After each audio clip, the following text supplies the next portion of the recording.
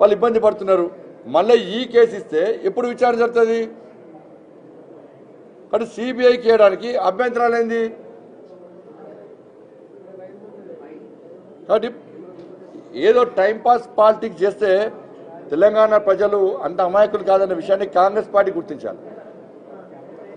ఇలా కిషన్ రెడ్డి గారు సిబిఐనే గొర్రెల ముందు దాడి చేసేది, గుంట నక్కలు గొర్రెల దాడి చేసినట్టు దాడి చేస్తున్నారు,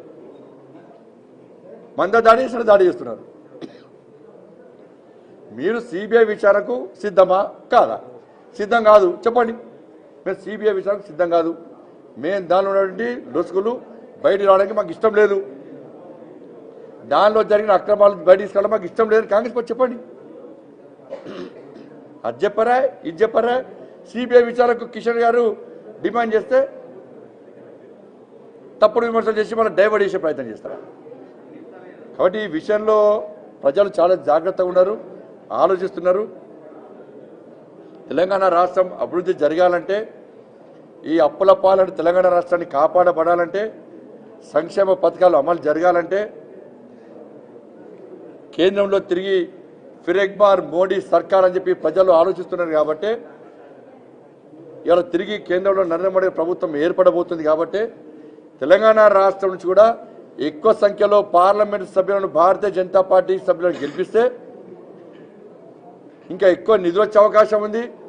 మోడీ గారిని ఒప్పించి మెప్పించి, సార్ తెలంగాణ ప్రజలు కేంద్రంలో భారతీయ జనతా పార్టీ ప్రభుత్వం ఏర్పడాలని కోరుకున్నారు సార్, అందుకే ఎక్కువ సంఖ్యలో పార్లమెంట్ సభ్యులను గెలిపించారు, తెలంగాణ రాష్ట్ర అభివృద్ధిని చేయాలి సార్, దానికి ఇంకా సహకరించాలి సార్, గతంలో ప్రభుత్వం కేంద్ర నిధులను వాడుకోలే, కేంద్ర ప్రభుత్వానికి అభివృద్ధి చేద్దామని సహకరించలే, అది దుర్మార్గ ప్రభుత్వం, మూర్ఖ ప్రభుత్వం, దాని పీడ విరగడైంది సార్, కనీసం ఇప్పుడన్నా కేంద్ర ప్రభుత్వ సహకారంతో తెలంగాణ రాష్ట్రం అభివృద్ధి చెందాలని చెప్పి మోడీ గారిని ఒప్పించి మెప్పించే అవకాశం ఉంది. కాబట్టి మోడీ గారు దానికి సానుకూలంగా స్పందిస్తున్నారు. కాబట్టి తెలంగాణ రాష్ట్ర అభివృద్ధి కట్టుబడి ఉన్నారు. కాబట్టి తెలంగాణ రాష్ట్ర సమాజం వాళ్ళు ఆలోచించి ఇవి ఢిల్లీ ఎన్నికల్లో మోడీ గారి ప్రభుత్వం రావాల్సిన బాధ్యత ఉంది.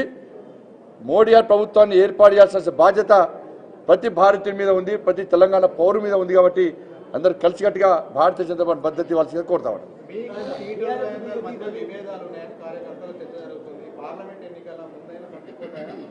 నాకైతే ఎవరితోని విభేదాలు మీ అందరికీ తెలుస్తుండే, అందరితో కలిసి కలుగొలుపుగా అందరితో ఉండే వ్యక్తి ఈటల రాజేందర్ కూడా అటువంటి వ్యక్తే.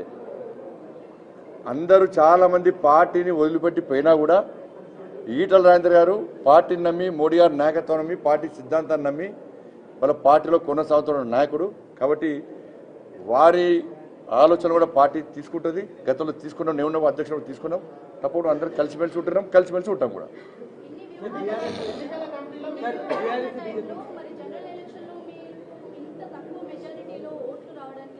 తక్కువ మెజార్టీ రాలే, మా డబ్బులు మాకు పెంచింది 100%, 7% ఉన్న ఓటు బ్యాంక్ మాది 14% పెరిగింది. మాది గెలిపోవడం ఒక పార్టీ గెలిచారు, 119 స్థానాలు గెలవాలనుకోవడం కదా.